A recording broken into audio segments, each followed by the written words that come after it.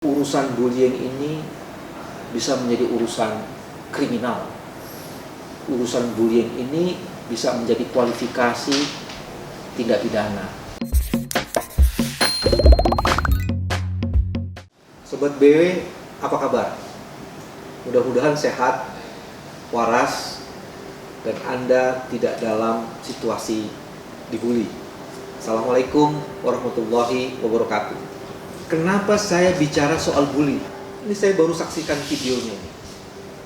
Ada jari siswa SMP itu diamputasi. Dan kalau kemudian dilacak lebih jauh lagi, di sekolah yang harusnya tempat yang aman, justru sekolah adalah tempat bully yang paling sering dilakukan. Data-datanya nanti saya akan berikan. Kita akan diskusikan mengenai bully. Apa itu bully? Apa penyebabnya? Bagaimana dampaknya? Di mana itu terjadi? Dan apa yang mesti dilakukan oleh orang tua untuk menghadapi putra-putrinya yang potensial dibully? Teman-teman, bully seolah-olah hidup di ruang-ruang yang justru kita menghendaki ruang itu aman bagi anak-anak kita. Dia menyelinap dan menusuk kedamaian dan menyebabkan kita harus agak hati-hati untuk mengatasi ini. Bully itu berasal dari kosakata bahasa Inggris yang disebut dengan bullying. Padanannya dalam bahasa Indonesia adalah perundungan, bisa juga penindasan dan intimidasi. Apa saja jenisnya? Bully itu bisa terjadi dan dilakukan secara fisik. Bisa juga dilakukan secara verbal. Verbal pun masih dibagi-bagi. Ada yang verbal langsung, ada verbal tidak langsung, ada verbal yang menyebabkan korban menjadi psikis dampaknya. Ada lagi sexual harassment.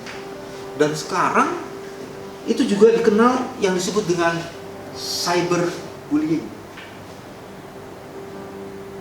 Dari berbagai macam itu, sebenarnya kita bisa menjadi 3 kategori. 1 bentuknya fisik, 2 bentuknya non fisik atau verbal, yang ketiga dalam bentuk relationship.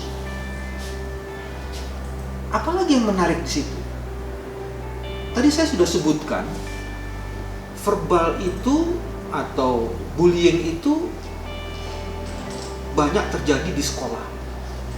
Tapi bila dilihat lebih mendalam lagi, ternyata yang namanya bullying ini itu terjadi di ruang-ruang lain yang dikualifikasi sebagai ruang publik. Ada di sekolah, ada di tempat kerja, ada di ruang-ruang tempat pertemuan lainnya. Tapi konsentrasi kita pada saat ini bullying yang ada di sekolah. Karena kita ingin memberikan fokus dan prioritas pada anak-anak yang menjadi korban bullying di sekolah dan pada para pelaku yang menyebabkan bullying itu terjadi. Dan di situ juga ada peran guru dan sekolah. Ini yang akan kita diskusikan, dan ini menjadi menarik kita diskusikan. Ada data yang sangat menarik. Satu media menyatakan 40%, 41% bahkan bullying terjadi di sekolah.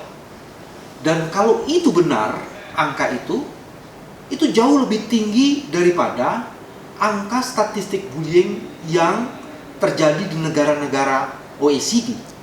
Dan itu artinya Indonesia menjadi salah satu tempat di mana bullying di sekolah menjadi sangat tinggi. Apa sih yang menjadi penyebab itu? Ada pola relasi yang tidak seimbang antara pelaku dan korban. Dan pola relasi yang tidak seimbang ini yang menyebabkan potensi bullying itu terjadi dengan sangat sistematik. Kalau kita tidak hati-hati, maka proses ini akan terus-menerus terjadi dan kita tidak bisa putus rantai kejahatan bullying ini. Sobat BW, kalau dilacak lebih jauh lagi, siapa saja sih yang biasanya dibully? Ini ada yang unik sebenarnya hasil penelitian.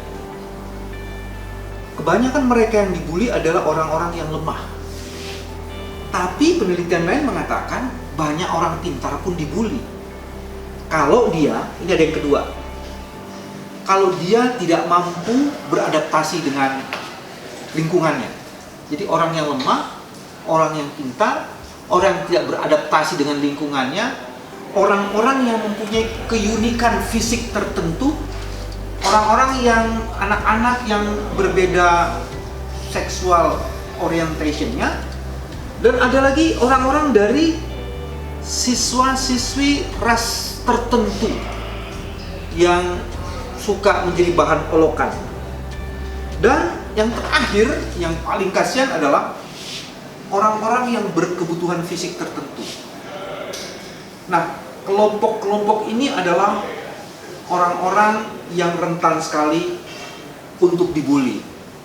Apa yang menarik dalam pola relasinya? Tadi saya sebutkan, persoalan dibully adalah adanya pola relasi yang tidak seimbang. Ada kelompok yang mempunyai kekuatan sangat dominan dan dominatif, menggunakan kekuatan dominannya itu melakukan pressure atau tindakan represif. Tapi ada yang kedua, keteladanan untuk melakukan empati itu seolah-olah hilang. Sehingga kemudian untuk menyelesaikan masalah dan dinamika yang ada dalam situasi lingkungan selalu digunakan kekuatan dan kekuasaan. Dan pada akhirnya, pada ujungnya, penggunaan kekuatan itu menimbulkan korban, khususnya bagi orang-orang yang lemah yang tadi sudah saya klasifikasikan itu. Sobat BW, ada juga yang cukup menarik untuk dikemukakan. Apa sih dampaknya bagi orang-orang yang menderita atau dikenakan bully atau mendapatkan bully? Memang kalau dibagi cuma dapat dua aja, ada yang fisik dan ada yang psikis. Tapi yang paling menarik adalah ini cara diatasinya atau problem ini tidak serta-merta selesai dalam waktu dekat. Karena akibat bully ini bisa bersifat jangka panjang, menetap, dan bahkan sampai anak-anak ini di usia tua nanti. Dia menahun jangka panjang dan bersifat menetap. Misalnya apa saja akibatnya? Satu, hancurnya rasa percaya diri. Dia kemudian mencabut dirinya untuk keluar dari lingkungan sosialnya. Bahkan ketika mereka masih sekolah, sebagian dari mereka menjadi enggan pergi ke sekolah, dan sebagian darinya membuat berbagai alasan untuk tidak datang ke sekolah pada waktunya. Yang lebih mengerikan, bisa terjadi putus sekolah. Apalagi yang menarik untuk dikemukakan, ada trauma emosional, ada ketidakmampuan mengendalikan emosionalitas. Bahkan kemudian dalam jangka panjang, anak-anak ini merasa anak-anak yang tidak berguna, dan yang lebih mengerikan ketika dia mengambil putusan untuk bunuh diri. Jadi dampak bullying itu luar biasa beratnya bagi anak. Dan kalau kemudian guru serta orang tua dan anak-anak sekolah lain, teman-temannya, tidak membangun empati dan tidak mampu menyelesaikan dampak dari bullying ini, maka ini akan makin memperberat orang-orang yang menerima dampak dari bullying.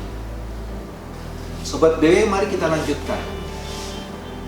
Apa yang bisa kita perhatikan kalau kita ingin menemukan, mengenali apakah anak kita mendapatkan bully atau sedang menerima bully, dan hari ini dalam kesendiriannya dia harus menahan tekanan-tekanan bully itu.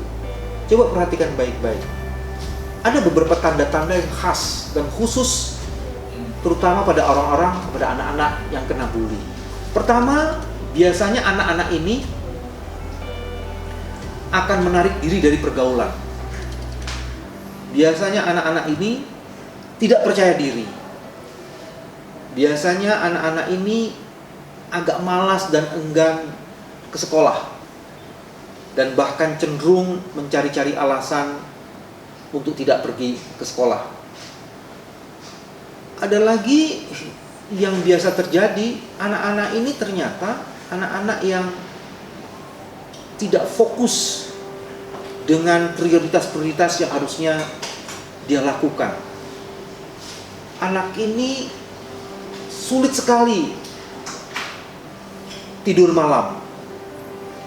Anak ini senang menyendiri dan pasif, serta mengerjakan pekerjaan-pekerjaan sendiri secara tertutup. Anak ini biasanya tidak punya kawan. Nah, kalau ada tanda-tanda seperti itu, maka early warning system yang ada dalam orang tua harus segera berbunyi. Bel itu harus dibunyikan. Bahkan orang tua seyogianya untuk langkah pertama harus berkomunikasi dengan guru atau wali kelas di sekolah. Lalu apalagi yang bisa dilakukan oleh orang tua untuk membantu putra-putrinya agar tidak menjadi korban bullying yang tak pernah bisa ditangani, sehingga bisa kembali seperti putra-putri kita yang biasa, yaitu yang ceria, yang bisa memandang masa depan dan bahkan menaklukkan masa depan. Sobat BW, saya coba melacak di Google dan searching untuk membantu para orang tua pada saat anaknya menjadi korban bullying. Dan saya mendapati satu website namanya lemonilo.com/blog/stop-bullying. Website ini mengajukan 6 tips penting bagi orang tua untuk mengatasi bullying. Bagian pertama, orang tua diminta to be patient untuk mendengarkan apa yang anak katakan. Gunakan kedua telingamu dengan baik mendengarkan apa keluh kesah yang disampaikan pada anak. Karena menjadi sabar, patient, dan mengaktifkan telinga untuk mendengar itu jauh lebih penting ketimbang terus-menerus memberi nasihat. Itu langkah pertamanya. Langkah keduanya, stop melakukan stigma, karena itu adalah bentuk bullying yang lain. Jangan potong pembicaraan anak dan buru-buru memberikan judgement dan stigma kepada anak, seolah-olah semuanya itu adalah kesalahan dari sang anak. Kita harus memberikan empati bahwa persoalan anak adalah persoalan orang tua dan persoalan kita bersama. Yang ketiga, disebutkan bahwa juga jauh lebih penting menyiapkan anak untuk melawan perilaku bullying itu. Jadi menguatkan anak untuk menghadapi bullying itu adalah salah satu cara bagaimana mengatasi bullying dengan cara menguatkan kemampuan anak.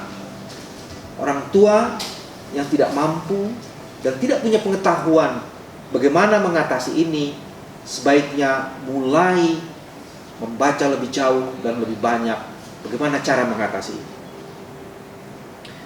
Yang keempat, disarankan supaya anak-anak itu mempunyai kelompok, supaya anak-anak itu mempunyai peer group. Jadi dia tidak terisolasi sendiri. Karena dengan kekuatan bersama itu, si anak itu akan mendapatkan pelindungan dari kelompoknya. Itu sebabnya baik juga agar orang tua mulai mendorong anak-anaknya mempunyai teman, masuk dalam kelompok-kelompok tertentu yang menjadi bagian dari hobi anak-anak, masuk pada kelompok-kelompok yang menjadi perhatian anak untuk meningkatkan kompetensinya. Pendeknya, yang keempat ini adalah bagaimana mendorong anak-anak untuk hidup bersosial dalam komunitas dan kelompok-kelompoknya. Cara yang kelima adalah dorong anak-anak untuk mempunyai keberanian mengadukan masalah yang dihadapinya kepada otoritas-otoritas di mana dia beraktivitas. Kalau di sekolah, maka diusulkan kepada dia untuk mengadukan masalahnya ini kepada wali kelasnya, kepada guru-gurunya.